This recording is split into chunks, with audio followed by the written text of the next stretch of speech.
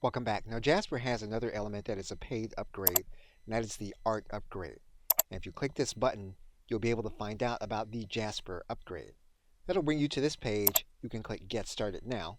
Now if you have additional users and you want to upgrade, you'll need to determine if that other user will have access to Jasper Art. If you don't want the other user, you can untick that user, and then you will pay an additional amount for Jasper Art.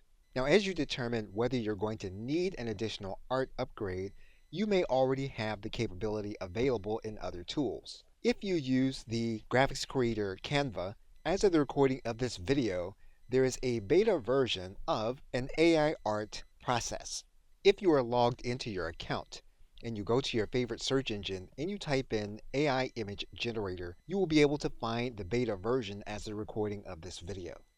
And if you are logged into your account, you can then click Generate AI Images. You will then be able to use Canva as you always have.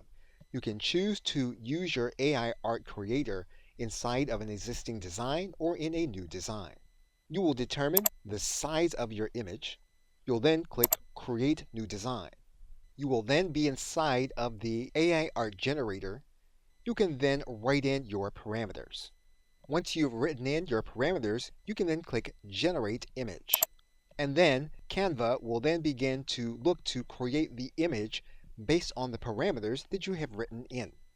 You can then use one or both of the images that Canva then generates.